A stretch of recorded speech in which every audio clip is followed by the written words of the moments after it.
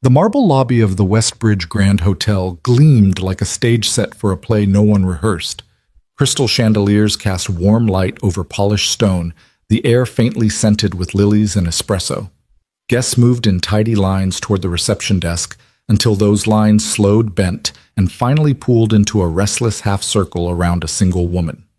She stood at the counter in a tailored navy coat, her posture straight, her hands clasped loosely before her. A fine sheen of rain clung to her sleeves, but she didn't brush it away. Her face was unreadable eyes, dark and sharp, tracking the flurry of motion around her the way a general watches an unsettled field.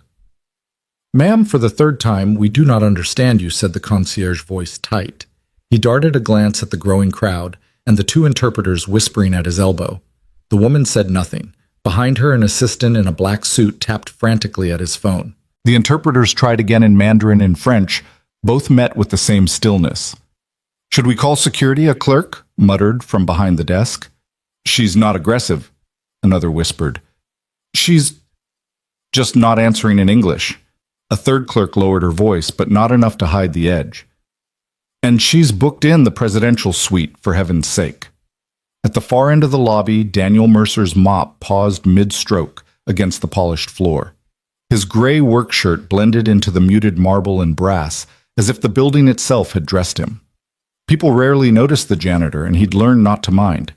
But from this distance, he could see the way the woman's stillness was being read, impatience curdling into judgment. The stairwell door swung open, and Vanessa Cole, the hotel's general manager, descended as if she owned each step. Her crimson lipstick caught the light. Her heels clapped against the marble. The clamor softened at her arrival.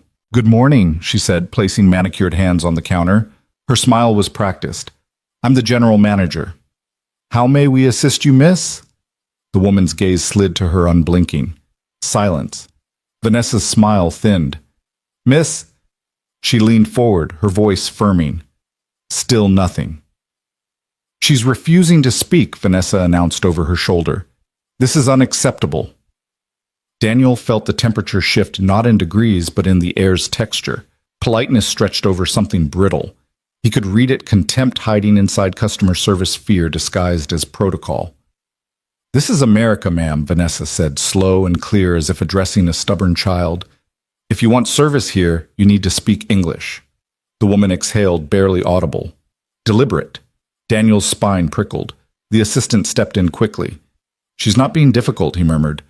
"She prefers to conduct formal matters in her native language." "Formal." Vanessa gave a sharp laugh. "We're not in Tokyo.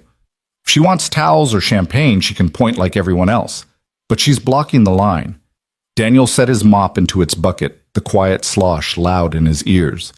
He wasn't sure why his feet began moving toward the desk. Maybe it was the look in her eyes, not annoyance, not arrogance, but the weight of being measured in someone else's currency.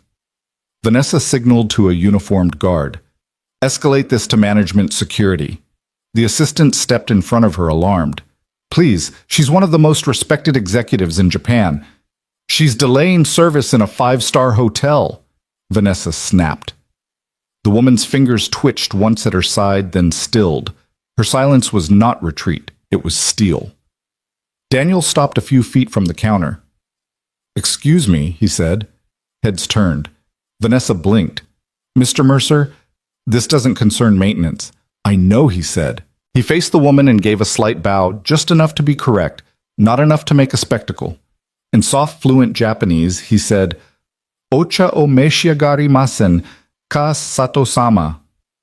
"Would you care for a cup of tea, Miss Sato?" Sato. The room seemed to inhale all at once. Even the piped-in piano music faded to a memory. Her eyes widened, not in theatrical surprise, but in the subtle way recognition blooms. She answered in quiet Japanese, her voice like the first notes of a koto. Daniel nodded and gestured toward the lounge. "We can sit there." "No pressure, no misunderstanding," the assistant stammered, turning to the staff.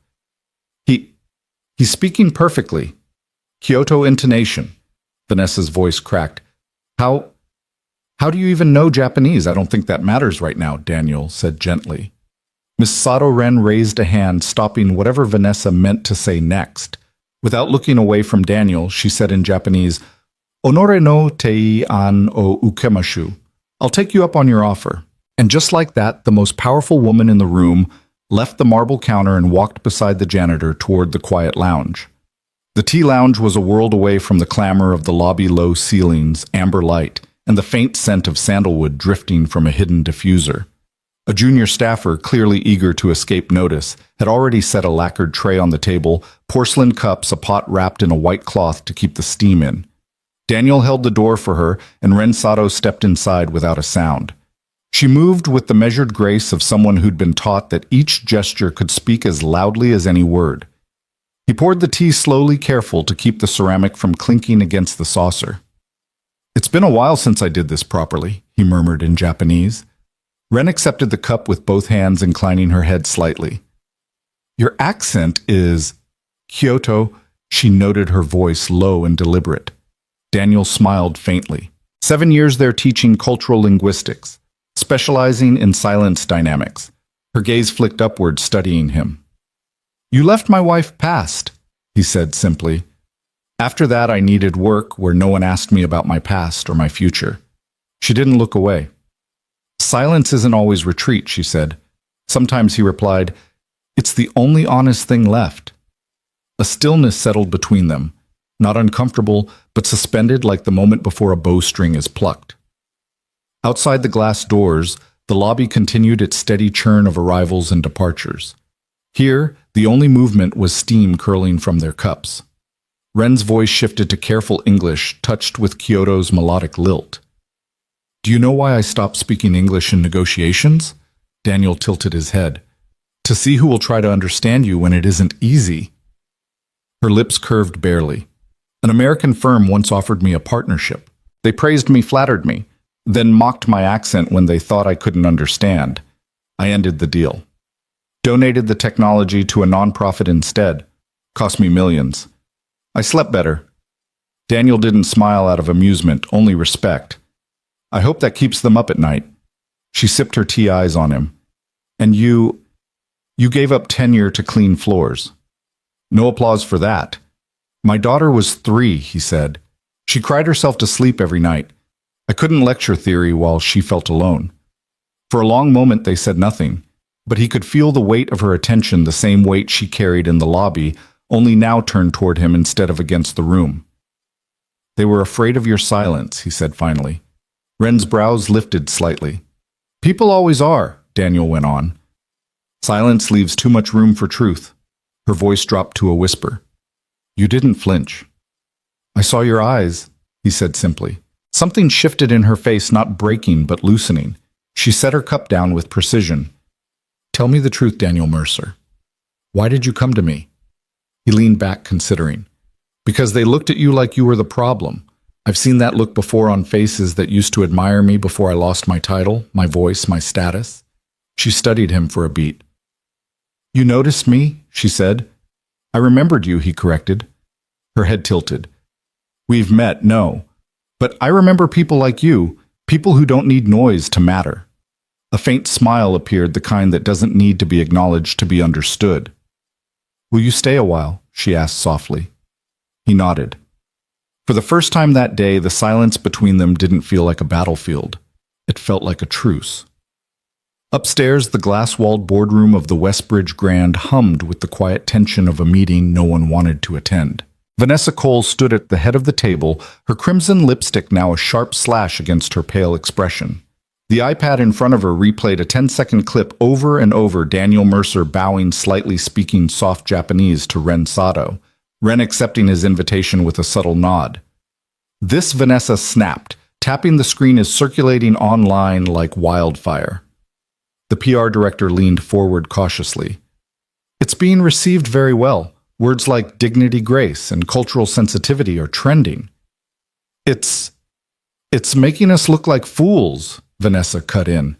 "We have 3 certified translators on payroll, none of them connected with her." And then a janitor walks up and... She broke off as if the words themselves tasted bitter. "Makes us look incompetent." Across the table, the regional director cleared his throat. "With respect, it doesn't make us look incompetent. It reveals that we already were." Vanessa's jaw tightened, but she didn't answer. Meanwhile, in the quiet hallway outside the lounge, Daniel stood at a vending machine watching a bottle of green tea spiral down into the tray with a dull clunk. He didn't hear Ren approach until her voice drifted beside him. "That machine is still selling Ito and tea," she observed, almost amused. "I haven't seen it outside Tokyo in years." Daniel handed her the bottle without hesitation. "This place likes to look international. Just don't ask if it's refrigerated." She accepted it with a soft laugh. "Thank you for earlier. I don't know how else to say it." "You already did," he replied. Her gaze held his. "I meant more than the tea. You saved me from becoming someone's spectacle." He shook his head. "You saved yourself." I just translated the moment. For a beat, they stood together in companionable quiet. Then her expression shifted, almost playful. "I'm used to being underestimated. Sometimes I count on it. But Vanessa looked at me like I wasn't even human." Daniel glanced toward the lobby. "That's the thing about places like this. Polished surfaces, cold smiles. It's all about what people think you are until you step outside the script." "And you, Daniel Mercer," she asked. "You stepped far outside it." "I've been off script for years," he said, her head tilted slightly. "Why?" He hesitated, then answered without drama. "Because silence became easier than defending the truth." Her brow furrowed. "After my wife died," he continued, "I had to raise Lily alone. I left the university, took whatever work I could. But after a while I realized something: the world only respects knowledge when it's wearing a suit and holding a slideshow." She didn't reply immediately, but the weight in her eyes told him she understood. Before he could say more, the assistant manager appeared at the end of the hall, looking flustered. "Mr. Mercer, Miss Cole would like to speak with you urgently." Ren stepped forward before Daniel could respond. "Mr. Mercer is assisting me. If Miss Cole wishes to speak with him, she can schedule it after our meeting is complete." The young man stammered, "Yes, ma'am. I'll let her know." He retreated quickly. Ren's eyes sparkled with quiet amusement. "I may not raise my voice, but I've learned to raise eyebrows." Daniel chuckled. That was a master class. Back in the boardroom, Vanessa paced like a shark. She's redefining protocol. A guest is not supposed to dictate staffing, especially when that staff member is maintenance. Actually, the PR director interjected the footage is already being praised online. The coverage is helping our image. "Trending doesn't sign checks," Vanessa snapped.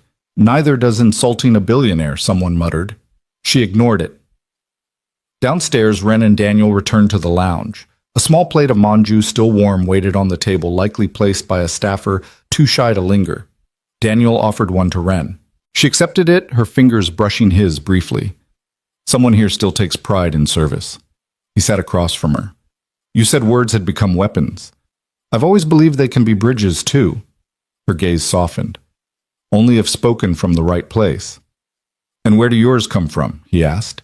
She hesitated, then said, "A place I haven't let many visit." He didn't look away. "May I be the exception?" The silence that followed was not awkward. It was deliberate. "My father was a Buddhist craftsman," she said at last. "He used to tell me, 'In silence we remember who we are. In noise we forget who we were meant to become.'" Daniel exhaled slowly. "That explains a lot. I lost him when I was 21, she continued. The day before he died, he told me, 'Don't fear being misunderstood. Fear becoming someone easy to understand.'" Daniel's voice was quiet. "He would have liked you." She blinked once hard but didn't let the tears fall. And for the first time, Daniel saw in her the same thing he had seen in the lobby, a woman holding herself together, not because she wanted to, but because she didn't trust anyone else to help her do it. By mid-afternoon, the clip had exploded. It wasn't just hotel gossip anymore. It was everywhere. A grainy video from a guest's phone showing Daniel bowing, speaking soft Japanese, and guiding Ren away from the front desk had been shared over 400,000 times before lunch. By the time the Westbridge Grand social media manager refreshed her feed, again, the number had doubled. The Janitor. Who Listened trended above celebrity scandals and political outrage. Underneath, captions told the same story in different words. While managers panicked, a janitor connected. The front desk phones rang non-stop. Some callers wanted reservations. Others wanted to know if that janitor still worked there. Upstairs, Daniel sat alone in the staff break room, fluorescent lights buzzing faintly overhead. In his hands, a sheet of corporate stationery. Subject Employee Conduct Review. Due to recent public exposure and deviation from assigned duties, a formal internal review has been initiated. Until further notice, please refrain from guest interaction beyond your assigned cleaning responsibilities. He folded it twice until the words disappeared in his fist. He wasn't angry, just tired. The break room door opened and Marcus stepped in, still wearing his concierge's jacket. He glanced around to make sure no one else was there, then dropped into the chair across from him. "They're panicking upstairs," Marcus said in a low voice. "Vanessa's about to lose it." Daniel didn't look up. "Because I spoke Japanese to a guest." Marcus leaned forward. "No, because you reminded everyone what service actually looks like." Daniel gave a humorless chuckle. "I'm not a legend. I'm a man with a mop who forgot to keep his head down." Or maybe Marcus countered, "You're a man who remembered he still had a voice." Daniel's gaze drifted to the folded paper in his hand. "HR wants silence again." Marcus's voice softened.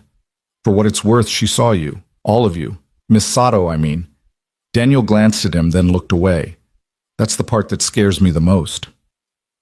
Across the hotel, Ren sat in the penthouse suite laptop open on the table beside a still steaming cup of sencha. Her assistant David paced behind her. "They've sent a statement," he said, scrolling on his phone, "from corporate PR, calling the lobby incident an unfortunate deviation from protocol. They say you were assisted by a staff member acting outside his station." Ren didn't lift her eyes from the document she was reading. "They're trying to downplay it," David pressed. "Do you want me to draft a response?" She closed the laptop and finally looked at him. "No. No." Her voice was calm, but her eyes sharpened.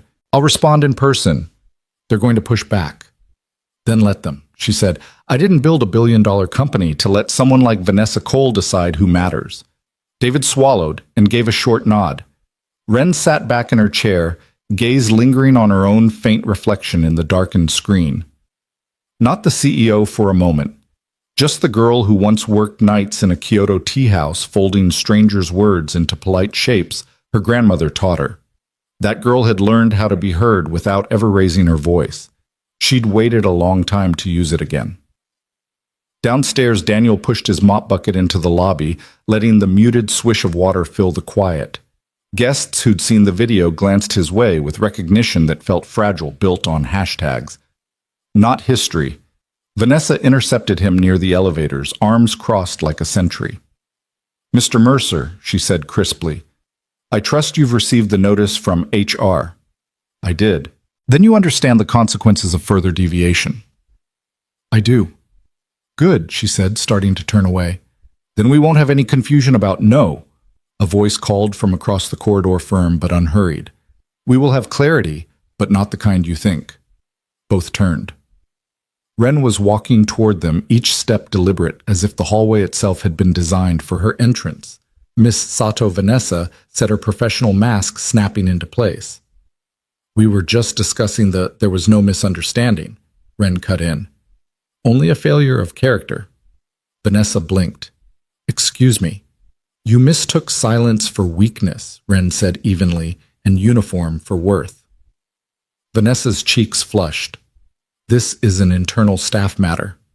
"Incorrect," Ren replied, her gaze unwavering. "This is a matter of human dignity." She turned to Daniel. "Mr. Mercer, would you walk with me?" He hesitated for only a heartbeat, then set the mop aside and fell into step beside her. As they passed into the quieter wing of the hotel, she spoke softly enough that only he could hear. "They can't stand that you didn't beg for credit." Daniel smiled faintly. "Let them stew." "I didn't do it for them." "I know," she said. "That's what makes it powerful." They walked on the silence between them, not heavy this time, but steady like a bridge built plank by plank. It was nearly midnight when Daniel turned his key and stepped into the small two-bedroom apartment he shared with Lily. The air smelled faintly of lavender and lemon, her doing. She'd cleaned the kitchen again without being asked, a quiet habit that always made him both proud and uneasy. Too much responsibility for a 10-year-old. "Dad." Her voice came from the hallway. "I'm home," he called, setting his bag down. She patted out, wrapped in her favorite fleece blanket hair, rumpled eyes sharp. "You were on the internet." Daniel blinked. I was what Lena showed me. Her mom watches the news while they eat dinner. You're everywhere. He sank onto the old blue couch. That wasn't supposed to happen. She curled up next to him, blanket pooling around them. They said you spoke Japanese to a billionaire and saved the hotel. Is that true? He didn't answer right away. Instead, he asked, do you remember when I told you that sometimes doing the right thing makes the wrong people angry? She nodded. Well, he said today was one of those days. She was quiet for a long moment. Are they going to fire you? The question landed heavier than it should have. I don't know yet, he admitted. She rested her head against his arm. Why do people get mad when someone's kind? He stared at the floor. Because kindness makes arrogance feel small. That's not your fault. No, he said softly. But it makes me the nearest target. Her voice dropped almost to a whisper. Is being good always this hard? Daniel kissed the top of her head. Yes, but it's also what makes you strong. Later that night when she was asleep, he sat alone at the kitchen table, a cup of cold tea at his elbow, and a pen in his hand. On a sheet of paper he wrote slowly, carefully.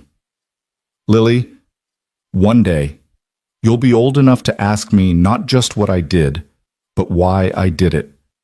I want to answer that question now, while the memory still stings and the truth is still warm. When people talk about courage, they usually picture someone loud, bold, demanding.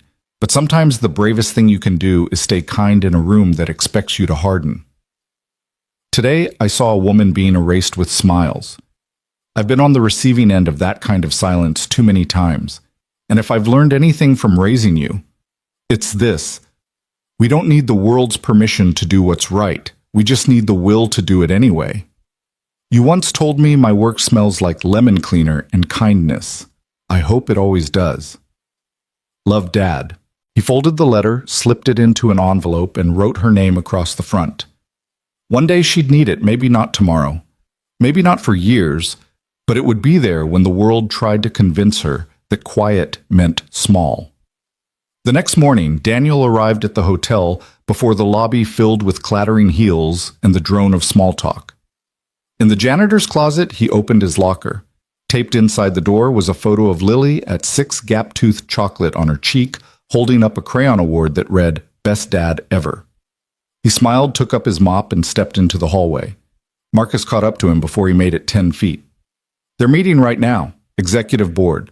I heard they've called corporate. Daniel sighed. I figured. You okay? I will be. What about Miss Sato? She's still in the penthouse, Marcus said. Quiet, focused, like she's planning something bigger than all of us. Daniel nodded. Wouldn't surprise me. Marcus lowered his voice. You're not alone, man. Everyone down here, maintenance, housekeeping, kitchen, we're behind you. Daniel frowned. Why? Because you gave us something we haven't had in years. What's that? Marcus met his eyes. Proof we matter. Upstairs in the boardroom, Vanessa Cole stood at the head of a polished mahogany table, her posture so rigid it seemed carved. Around her, department heads and senior partners sat with expressions that wavered between unease and outright defiance. This has gone far enough, she said, her voice clipped. Mr. Mercer's behavior, however well-intentioned, has created a disruptive narrative. We need to reassert control over the hotel's brand before this becomes precedent. A low rustle moved through the room. One executive cleared his throat. With respect, Vanessa, the guest in question, hasn't filed a complaint. In fact, she's publicly praised Mr. Mercer's conduct, and bookings have increased 12% since yesterday, another added. We're getting inquiries from international clients asking if he still works here. Vanessa's mouth flattened. We cannot run a luxury establishment on sentiment. The door opened. Every head turned as Ren Sato stepped inside the pale morning light spilling in behind her. She crossed the room without hurry, set her phone on the table, and pressed play. Vanessa's voice filled the space, captured in crisp, damning clarity. This is America. If you want service here, speak English. We don't have time for guessing games and silent treatment. We didn't hire staff to perform kabuki theater for billionaires. Silence followed, thick, unbroken. Ren stopped the recording. I gave you an opportunity to correct the record, she said evenly. You chose to pretend nothing happened. Vanessa stiffened. You recorded that without my consent. You were in a public space, Ren replied, surrounded by witnesses, including your own staff. She turned to the executives. I came here to evaluate this hotel as a long-term partner for our Global Tech Summit. What I found was a culture of assumption and one man willing to speak humanity into a room full of protocol. She let her gaze sweep the table. I will not cancel the summit, but I will only attach my company's name to institutions that recognize value beyond title. Her final words landed with the force of a gavel. Daniel Mercer is that standard. No one spoke. Downstairs, the ballroom had never been this full. Rows of media cameras lined the velvet ropes. Reporters whispered their questions, stacked and waiting. On the stage, there were no sponsor banners, no corporate backdrops, just a single line projected in white against black. Sometimes silence is the loudest truth. Backstage, Daniel stood in a freshly laundered shirt. Still no tie, still no suit. He'd refused both. Ren adjusted the sleeve of her ivory blazer with the same precision she used to negotiate billion-dollar contracts. She looked at him. You don't need to speak. I want to, he said. You don't owe them anything. I know, Daniel replied, but maybe they need to hear it anyway. She studied him for a moment, then nodded. Then speak. When they stepped out together, the flash of cameras hit like a wave. Ren walked to the podium first, stood in perfect stillness for a full 60 seconds, then bowed deeply. Formal, deliberate. Gasps rustled through the crowd. She stepped aside. Daniel took her place. My name is Daniel Mercer, he began, voice steady. I clean floors for a living. I used to teach languages, studied silence. Then life happened, and silence became my job description. A faint ripple of laughter passed through the room. Yesterday, I watched someone powerful get dismissed, not because she was wrong, but because she wouldn't perform on someone else's terms. I've been on that end of things. Some of you have too. The room quieted. I didn't step forward because I was brave. I stepped forward because I recognized the look in her eyes. That look we get when the world tells us we don't belong in rooms we've already paid to enter. I didn't offer a statement. I offered a cup of tea. I spoke her language not to impress her, but to remind her she wasn't alone. And in return, she reminded me I still had a voice. He stepped back. Ren returned to the microphone. I've done 100 interviews in my career, she said. I've been expected to smile, to pitch, to please. But not today. Today I am here as a woman who watched a man with a mop do what a room full of experts could not. He didn't see a language barrier. He saw me. She held up a small photo, the now famous image of Daniel bowing with a teapot in hand. This has been shared 12 million times.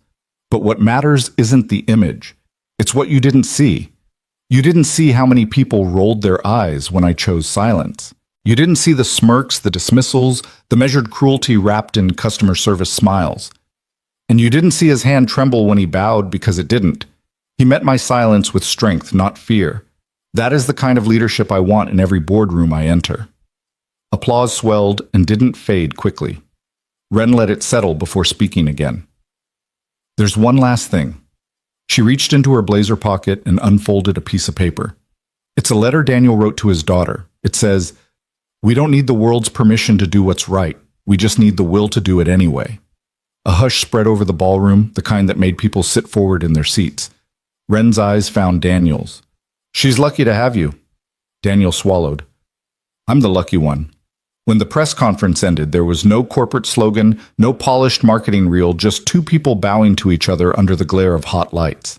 In a room full of tailored suits and camera flashes, dignity had stood taller than branding. Hours later, Daniel found himself sitting in a quiet cafe 2 blocks from the hotel. No microphones, no audience. Just the faint hum of the espresso machine and the soft clink of ceramic cups. Across from him, Ren cradled a cup of sencha in both hands. "You didn't have to let me read that letter," she said. "I know," Daniel replied, "but maybe the world needed to know I'm not just a janitor." Her eyes softened. "You never were. You just stopped correcting them." A light breeze from the open window stirred the steam from her cup. "Will you go back?" she asked. "To teaching?" He looked down at the table. "I don't know. The world feels different now." Maybe, she said quietly, the world just finally caught up to who you've always been. They sat in companionable silence for a moment. Outside, the afternoon traffic murmured past. The next day, Daniel received a message to meet Wren at Whitaker Tower, her company's headquarters. The elevator rose without a sound, its mirrored walls multiplying his reflection in endless corridors of himself. He'd traded his work shirt for a clean button-up and an old corduroy jacket that still smelled faintly of his late wife's favorite cologne. On the 42nd floor, a receptionist gestured him into a private conference room. Floor-to-ceiling windows framed half the city, its towers catching the late sunlight. Wren sat at the head of the table, her hands folded neatly, her expression unreadable. "You asked to see me," she said. Daniel took a seat opposite her. "I figured if you're going to put your name on me, you should at least know mine. I'm Daniel Mercer, former linguistics lecturer, father, widower, current janitor, temporary internet meme." Her lips didn't move toward a smile. "Why did you agree to speak for me?" "Because silence isn't the absence of words," he said. "It's the presence of meaning. What you did at that conference, it meant something." Her gaze flickered a hairline crack in her composure. "You know what they're saying about me, that I've lost control, that I've turned a brand crisis into a personal crusade. The board's watching me like I'm a malfunctioning asset. Is that what you think?" he asked. "No," she said flatly. "I think it's a mirror. People didn't applaud because I said something profound. They applauded because you did something inconveniently decent. You reminded them of a humanity they've learned to ignore." Daniel held her eyes. "And that scares them." "No," she said. "That shames them." Silence stretched across the table, but this one wasn't brittle. It was heavy with something unspoken. Then Wren's voice lowered. "There's something I've never told anyone." He stayed still. "I was 6 the first time I refused to speak," she said. "My parents sent me to an elite prep school in Tokyo. I didn't understand a word anyone said for the first month. Every time I tried, I heard my difference echo back at me. The teachers called my silence discipline. I just stopped trying." Daniel's voice was quiet. "And that silence followed you all the way to Harvard, to boardrooms, to the days I thought I was in love. I learned to use it as armor." She looked down at her hands. "But armor gets heavy. And lonely," he added. Her eyes lifted to his. "Why am I telling you this?" "Because you know I'll hear it," he said simply. She hesitated. "I think I remember your wife." The air shifted. "She taught English at the community center on Mott Street, right?" Daniel blinked. "Yes, I was 19, new to America, no confidence, barely any English." "She was my teacher," Wren said. "She never made me feel stupid. She wore cherry blossom earrings and carried a thermos of miso soup every day. One afternoon, she asked us to write a letter to our future selves. I wrote, 'One day I want to be a woman who speaks truth without needing volume.'" Daniel's throat tightened. She disappeared from the center. Wren continued. "They said she was sick, leukemia." Daniel said quietly, 6 months from diagnosis to—" He trailed off. "I'm sorry," she said. "Truly." They sat in silence, not the kind that builds walls, but the kind that lets two people stand on the same side for a while. "You remembered her all this time?" he asked. "She taught me my first English sentence I ever loved." Wren replied, "What was it? Your voice matters even when it's quiet." Daniel's hand curled against the table. "She'd be proud of you," Wren said softly. "Not just for what you did in that lobby, for who you are now." He didn't speak because he couldn't. When he finally stood to leave, she walked him to the elevator. "I want to offer you a job," she said. "Not as a janitor, as a consultant for internal ethics and communication. You understand dignity in a way most companies never will. I want that in mine." Daniel searched her face. You're serious. I'm rarely anything else. I'll think about it." As the elevator doors began to close, she added, "Tell Lily her mother was unforgettable." The doors sealed and Daniel stood in the mirrored box descending, yet somehow it didn't feel like going down. That evening, back in his modest apartment, Daniel sat at the kitchen table, the soft yellow light casting a warm halo over a drawer he hadn't opened in years. He slid it out slowly and reached inside. Beneath a tangle of old receipts and keys was a folded piece of paper, Lily's letter to her mother, written when she was 6 and still struggling with her words. The crayon letters were uneven but determined. Dear Mommy, Daddy says you're in the sky. I wish you could come back. I want to show you my drawing of our family. You, me, and Daddy cleaning the stars. Daniel pressed it to his chest. His throat ached. On impulse, he flipped it over and began writing on the blank side, his pen scratching softly in the quiet. The next afternoon, the wind whispered through the Whitaker courtyard, rattling the early spring blossoms like pages turning in a book. Daniel stood beneath a cherry tree holding Lily's backpack.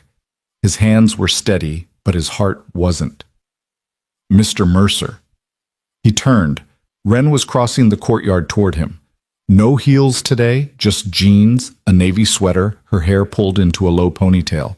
She looked lighter. She's waiting for you, Wren said when she reached him. Who, Lily? She replied, almost smiling. She asked if you'd sit in. Me? Wren nodded.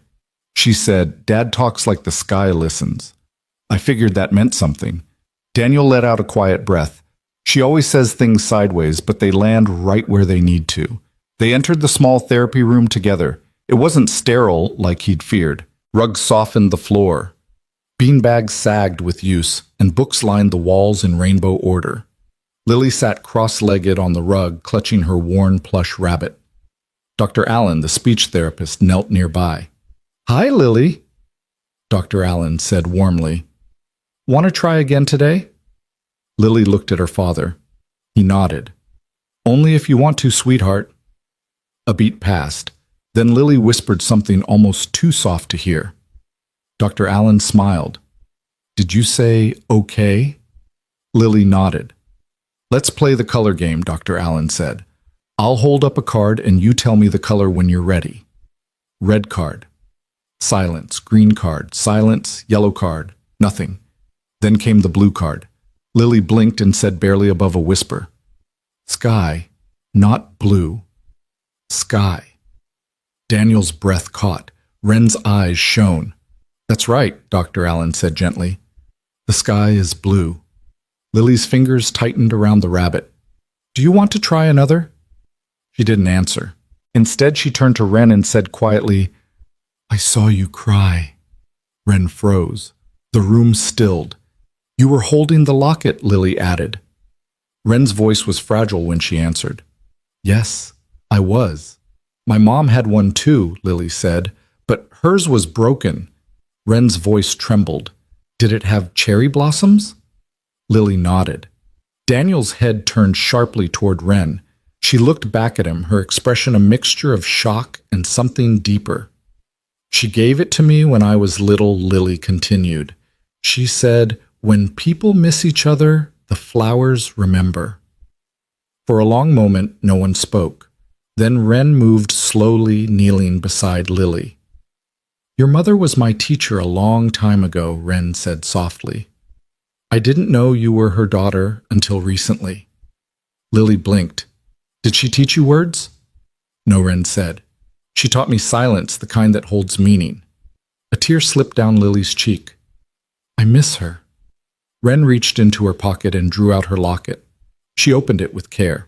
Inside was a faded photo of Emma Mercer smiling warmly. Lily's eyes widened. I have the other half, she whispered. Daniel sank into a chair.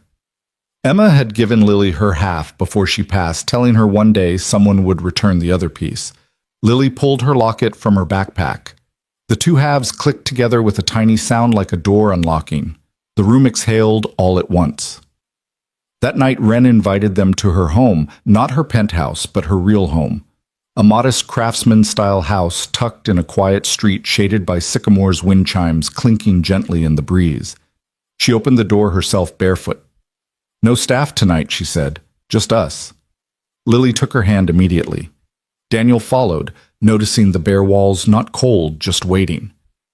You don't have any pictures, Lily observed. Wren hesitated. I used to think silence meant strength.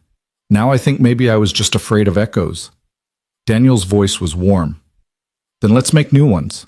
Dinner was simple miso soup, grilled salmon, and rice, but the conversation flowed easily like a stream winding between stones.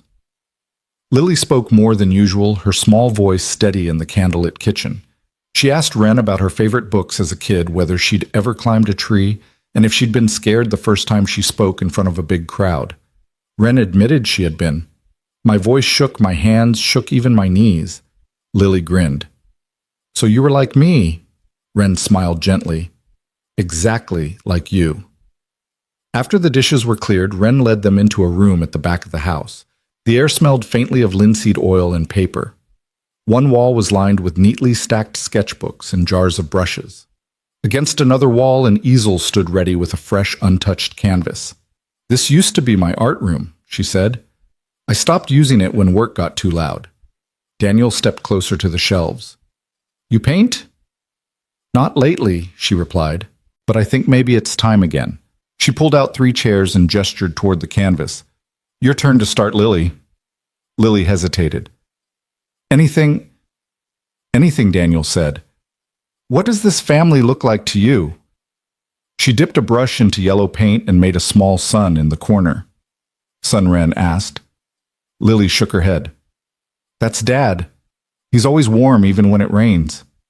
Wren's lips curved in surprise. "And me?" Lily switched to green and brown, painting a large tree across the side of the canvas, steady, full grounding. "You're the root. You keep us strong." Daniel's throat tightened. "And you—" She paused, then carefully painted a heart in the center of the canvas. "I'm the space in between, the quiet part, but it's still love." Wren reached out, brushing a lock of hair behind Lily's ear. "You're not the quiet part anymore, sweetheart. You're the voice that taught us how to listen." They stayed in the room until the paint dried, each stroke a thread weaving them closer together. A week later, Wren surprised Daniel with a gift wrapped in brown paper. Inside was a book hardcover matte finish with watercolor illustrations on every page. The title read, "The Girl Who Drew Silence." "I published it under both our names," Wren said. "Yours and Lily's." Daniel turned the pages slowly. The story was simple, a little girl who didn't speak but painted the world in colors no one else could see. On the last page was a single line, "She never needed to shout. Her love was loud enough." "It's beautiful," Daniel murmured. "It's true," Wren said. The book spread quietly but steadily past between teachers, therapists, and parents. Letters began to arrive from strangers who saw themselves in its pages. One note came from a father who wrote, "I thought my son was unreachable until I realized he wasn't silent. I just wasn't listening the right way." By June, the 3 of them stood in a small backyard strung with fairy lights. It wasn't a grand wedding, just a gathering of close friends and a neighbor's guitar playing softly in the background. Lily wore a pale pink dress and carried a basket of rose petals. Daniel turned to Wren, his voice catching. "For a woman who built a business empire, it took you long enough to let someone love you." She arched a brow. "For a janitor with a mop and a heart of gold, you're surprisingly patient." They both laughed. Then Wren leaned in so only he could hear. "Thank you for never trying to fix me, just for standing still until I could find my way back." When they exchanged vows, they didn't promise perfection. They promised presence. They promised to speak truth even when it trembled to listen, even when there were no words. Lily tossed her rose petals high as they kissed. Then she looked up at the night sky and whispered. Mama found her voice. The night air in Wren's backyard still smelled faintly of roses when the last guest drifted away. Daniel stood beside her under the soft glow of the string lights, watching Lily chase fireflies barefoot across the grass. "Did you ever think," Wren asked quietly, "that a spilled mop bucket in a hallway would lead to all this?" Daniel's mouth curved into a half smile. "I've stopped being surprised by what happens when people stay." She tilted her head toward him. "And you, what are you still searching for?" He didn't hesitate. "Honestly, this us." Wren leaned against his shoulder. The silence between them was comfortable, rich, not the kind that hides pain, but the kind that fills you. In that quiet, she understood something she'd never said aloud. Love itself had become their shared language. The next weekend, they took Lily to the park where she'd first given Wren a flower, a clumsy daisy with petals missing handed over on a day when Wren had still been learning what love could sound like without words. This time, Wren brought the flower. She handed it to Lily beneath the blooming cherry blossoms. "This is for you," she said. Lily frowned slightly. "Why?" "Because you reminded me that love isn't perfect, it's just patient." Lily turned the stem in her fingers. "Does that mean you'll stay even when I'm mad or quiet again?" "Especially then," Wren answered. Lily leaned her head on Wren's shoulder. "You didn't run when I was broken. You helped me remember the colors." Daniel stood a few paces away, watching them. In that moment, he didn't see the CEO or the silent little girl. He saw the family they had built one heartbeat at a time. That evening, they gathered in the art room again. The once bare walls were now alive with Lily's crayon drawings and watercolor splashes. In the center of the floor, a blank canvas waited. "Your turn to start," Wren told Lily. She hesitated. "What should I paint?" Daniel crouched beside her. "What does this family look like to you right now?" Lily dipped her brush into gold paint and drew a small circle in the corner. "That's you again," Wren guessed. Lily shook her head. "That's home. Because home is warm even when it rains." Wren's breath caught. "And me." With calm precision, Lily painted a tall lamp beside the circle. "You're the light. You help us see where we're going." "And you?" Daniel asked gently. Lily painted a heart right in the center of the canvas. "I'm the space in between. I hold you both together." Wren blinked quickly, then set her hand over Lily's. "And we're never letting go."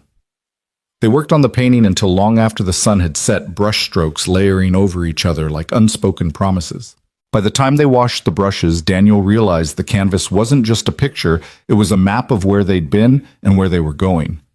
By late summer, the rhythm of their life felt like a language only the three of them spoke.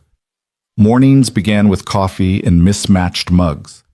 Lily's soft footsteps padding into the kitchen and Wren reading headlines aloud while Daniel pretended not to care until she hit a story worth debating. Afternoons often found them in the courtyard of Whitaker Tower, where Lily liked to sit with her sketchpad while Daniel worked on translating old Japanese poetry. Sometimes Wren joined laptop balanced on her knees, corporate storms raging quietly on her screen. But more often, she simply watched them. The corners of her mouth curved into something that looked a lot like peace. One Tuesday, an unexpected email arrived in Daniel's inbox. The subject line was a single word, invitation. It was from the University of Cambridge. They'd heard about his speech at the press conference and wanted him to give a guest lecture on the power of silence in communication. Daniel read it twice, then a third time. That evening over dinner, he slid his phone across the table. Wren read the email, then looked up at him. So, it's a long flight, he said. She gave him a flat look. "Daniel." He grinned faintly. "So I should probably say yes." Lily clapped her hands. "Can I come? I've never been on a big plane." Daniel hesitated. "It's during the school year." Wren glanced at Lily. "We'll make it work. Some lessons aren't in books." 2 months later, the three of them stepped off a plane into the cool gray of an English autumn. Cambridge's ancient stone buildings rose around them like pages from another century. On the day of the lecture, Daniel stood behind a podium in a wood-paneled hall. Professors and students filled the rows, their notebooks ready. Wren and Lily sat together in the front. He began with a story not about the press conference, but about Emma. About how she used to tell her students that silence was a bridge, not a wall. He spoke of the moment in the hotel lobby when he'd bowed to Wren and how the act wasn't about culture or etiquette, but recognition. Sometimes the loudest thing you can give someone, he said, is the space to be heard. When he finished, the applause was warm and sustained, but what mattered most was Lily's beaming face and the way Wren squeezed her hand. Afterward, a young woman approached him. She introduced herself as a speech therapy student and said, "Your story, it's going to change how I practice. Thank you." On their last night in Cambridge, they walked along the River Cam under a sky scattered with stars. Lily skipped ahead, her laughter echoing over the water. Wren slipped her arm through Daniel's. "You know, she said Emma would have been proud." Daniel's voice was steady. "She'd have been proud of you too." Wren smiled, the reflection of the lamplight dancing in her eyes. "Maybe, but she'd have been happiest knowing Lily's not afraid to speak her colors anymore." They stood there for a long time, listening to the quiet ripples of the river. Three lives once separate, now woven into something neither silence nor distance could undo. Winter settled in with a soft persistence, frosting the edges of their mornings and slowing the world outside their windows. In the living room, the painting Lily had made, the one with the golden circle, the tall lamp, and the heart now hung above the mantel. It was the first thing anyone saw when they stepped into the house. On a Saturday afternoon, the three of them gathered there again, mugs of cocoa warming their hands. The radio hummed faintly in the background, some old jazz standard that Emma used to play on Sundays. Daniel glanced at the canvas and said, "I think it's missing something." Lily tilted her head. "What?" He handed her a thin paintbrush. "That's up to you." She studied the picture for a long moment, then dipped the brush into silver paint and drew a faint winding line connecting the sun, the lamp, and the heart. "That's the path," she said. "So we always know how to find each other." Wren's eyes softened, even when the lights go out. Especially then, Daniel said. That evening, Wren's company hosted its annual winter gala. This time, there were no whispers about her silence, no side glances. Instead, the moment she stepped onto the stage, the room fell quiet out of respect, not curiosity. She spoke briefly about connection, about listening, about dignity, and then invited Daniel and Lily to join her. This year, Wren told the crowd, "We're honoring the idea that a single act of humanity can rewrite more than one life." Daniel took the microphone, his hand steady. "I used to think my life had narrowed to the size of a mop bucket, but someone saw me not for what I was doing, but for who I was. And that changed everything." Lily, standing between them, looked out at the sea of faces. "And someone heard me even when I wasn't talking." The applause rolled through the hall like a wave. Afterward, in the quiet of the car ride home, Lily leaned against Daniel's shoulder. "Daddy." "Yeah." "Does this mean we're famous now?" Daniel chuckled. "No, kiddo, it means we're seen." "That's better." Wren reached over and took his hand, her fingers threading through his. Outside, the snow began to fall, thick, soft flakes catching in the glow of the street lamps. When they reached home, Lily ran ahead, leaving footprints on the front path. Daniel and Wren lingered under the porch light for a moment. "You know," she said, "silence doesn't feel heavy anymore." Daniel smiled. "That's because it's not carrying loneliness now, just love." Inside, Lily was already hanging her coat, humming to herself. The golden circle. The tall lamp and the heart watched over them from the wall. Their story had started in a hallway with a mop, a bow, and a shared quiet. But it had grown into something neither of them could have predicted, a family that didn't just speak, but listened deeply and without fear. Your thoughts help us create stories that matter. And if you'd like more powerful healing stories like this, don't forget to subscribe to the channel, hit the bell icon, so you never miss a new episode. And most importantly, share this video with someone who needs a little hope today. Thank you so much for spending your time with us. We see you, we hear you, and we're honored to tell these stories for you.